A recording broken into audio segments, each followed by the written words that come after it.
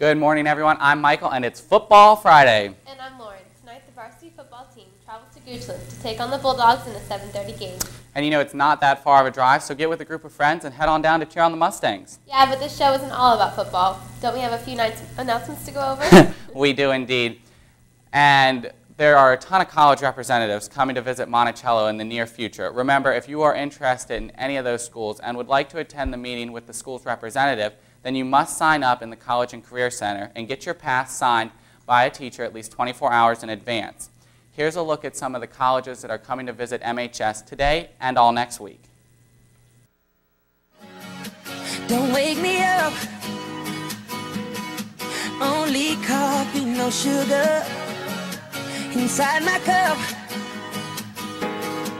If I wake and you're here still, give me a kiss. I wasn't finished dreaming about your lips. Don't wake me up, up, up, up, up, up. Don't wake me up, up, up, up, up, up. Don't wake me up, up, up, up, up. Now, if you're planning on attending that college after high school, the College Planning Night is a great opportunity to learn more about the college application process. And this year, College Planning Night will include 9 sessions led by admission deans, local experts, and also 13 different college representatives will be here. Here's the details on that event.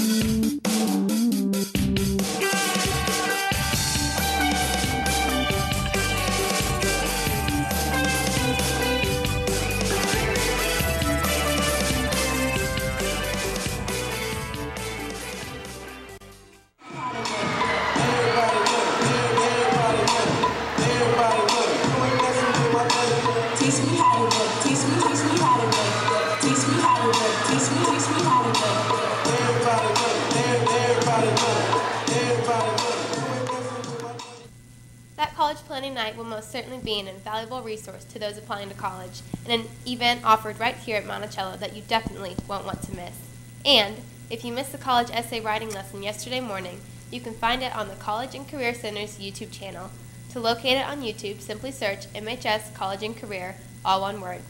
Now here's an important announcement for all senior research students. All off-campus privileges forms are due to the main office by this coming Monday, September 17th. And if you're interested in serving Monticello High School and being a part of Dr. Turner's Student Advisory Committee, then you need to pick up a form from the main office and turn it in to Dr. Turner himself by this Monday, September 17th.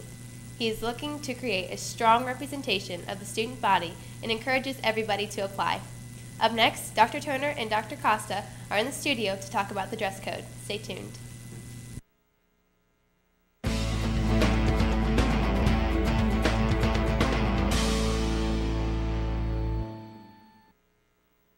Thank you for your attention. I have just a quick announcement. I want to talk a little bit about the dress code for school dances. As you know, our homecoming dance is next month, and I want to make sure that I share with all of my students, especially my young ladies, what I expect when they come to our school dances.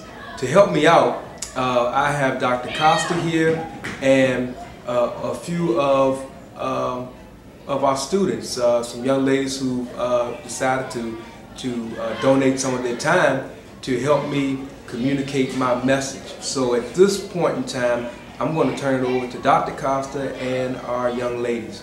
Thank you. Hi Mustangs, I am here with Kennedy, and she is going to show us the first dress. All of our dresses were borrowed from Cinderella's Boutique, so if you are looking for a dress at a discount price, please join us on Saturday as we show lots of dresses, and you can purchase something for the dance or even just something cute for a Friday night. Our first dress that Kennedy has on, we wanted to bring you some examples of dresses that we would consider appropriate.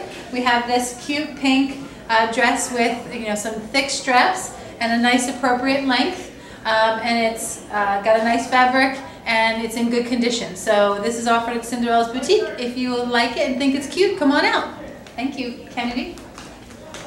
Bridget has our second dress. It is, you'll notice that it's strapless, which for dances we think is appropriate as long as you know, that it doesn't show too much. We'd also like it if you would bring a cover-up. That would be great, and that way if there's any question we can just ask you to put that on. It has a nice appropriate dress, a little bell swish to it, and it's very pretty. So again, Cinderella's Boutique, if you like it, come on down. Maggie has another pretty dress for us. Again, it's strapless, has a good length, a cute little bow, and we think that this is appropriate for our ladies to wear for the homecoming dance. Amber, beautiful. Now this we wanted to show you because, oh, if it was tied, it has sort of a nice halter around the neck, and it's a cute color, pretty, and very, very appropriate. Thank you. And Taylor is going to bring our last dress. We want to make sure that we highlight this dress because this is one of the dresses that we would consider that in-between gray area. And so if you think that this dress is cute, we would just like you to consider how you feel. Is it complimentary to you, as you know, to you, and does it help you feel good and feel like you're dressed for the best at the homecoming dance? So again, really super cute, but just keep in mind that dresses look different on different girls depending on who you are and your personality. So take all those things into consideration. And that's everything we had for you at the news desk this morning. But what's next, Lauren? Sports, Athlete of the Week, and Turner Time. Stay tuned.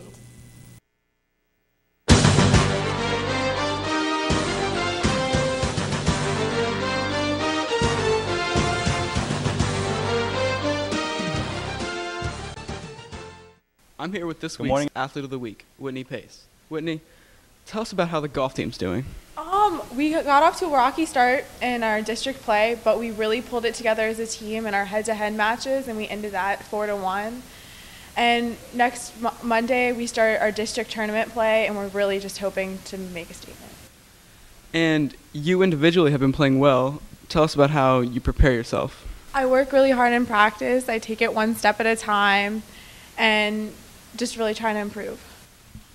And there you have it. The golf team will be playing all next week, and we'll continue to update you here in Monticello.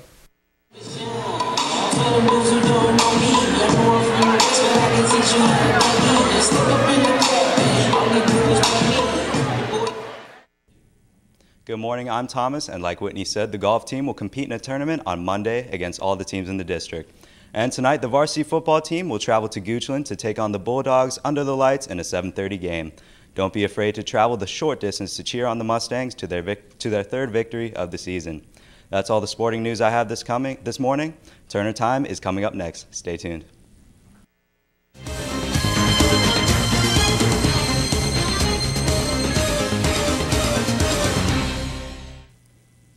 Good morning, staff and students. This is Dr. Turner. I'd like to welcome you to Turner Time. I just have a few things I'd like to talk about today. First, I'd like to tell some of the teachers thank you. Miss Emily Dooley, I'd like to thank her for the work that she's done with the SOL testing. Also, I'd like to thank Miss Madeline Michael. She was very instrumental this week in helping admin diffuse a potential problem. She used her charm and wit and took care of the situation, and everything worked out. Also like to thank Dr. Honeycutt for taking some time out of his day to share some wisdom with me. I really appreciate that, Dr. Honeycutt. And I have a few announcements too. Students, you've been very patient. I just can't even go into how patient you've been regarding the parking lot.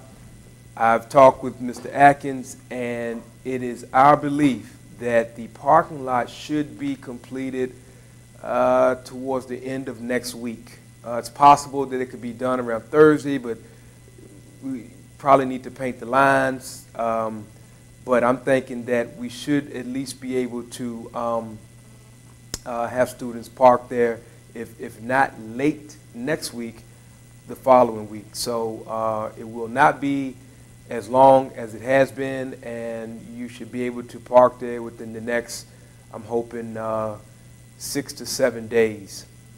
But with that, I'd like to say, as you know, it's been a little lax with, or admin has been a little lax in regards to student parking. The only thing that I've really tried to get you all not to do is park in staff parking spaces, which that's been a chore. But most of you all have parked at the stadium. So because we're almost at that point where the student lot will be done and you'll be able to park there, I really need for you to hustle up and get your parking decal, because once the student parking lot opens, then we're going to check the decals, and you're going to have a painted a number on the parking spot, and I just don't want anyone to get their car towed. That is the worst thing that can happen, in my opinion. I had to tow some cars a couple of times when I was assistant principal at Alma High School, and it's just not a pretty sight.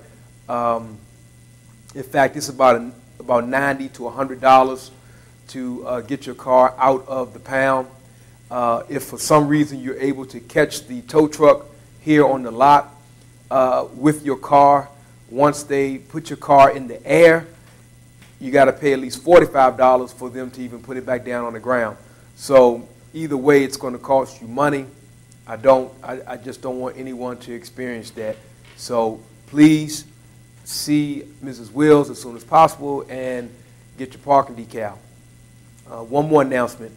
In the back, and this announcement is more so for teachers, there's going to be some construction back there to make the back of the school more accessible to fire trucks and the ambulance services that are here in town, just in case we need those services in the back of the school.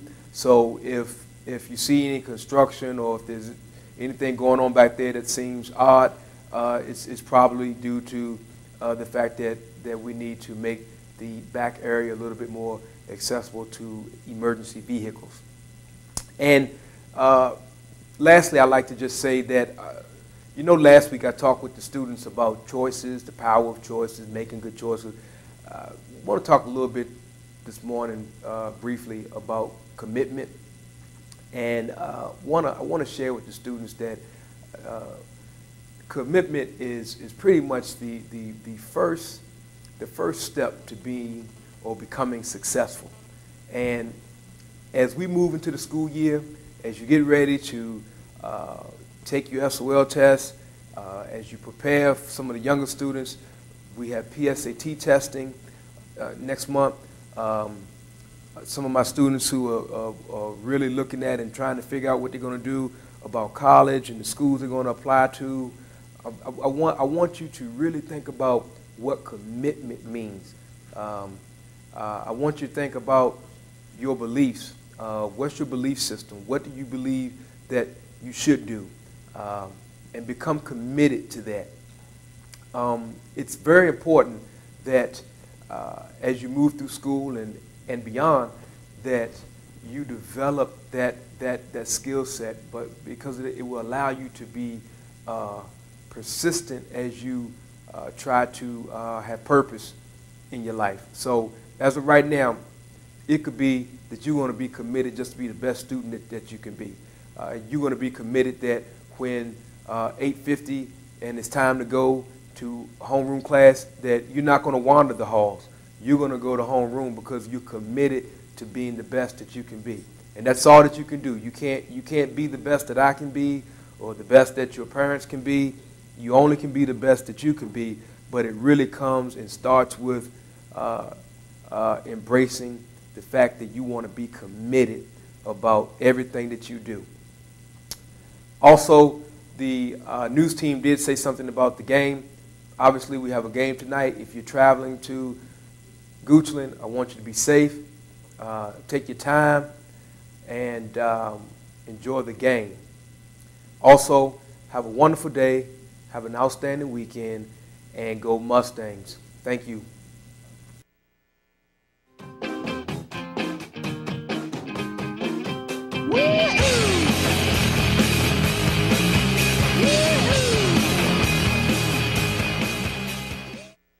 Check us out on Twitter at MHS_TV.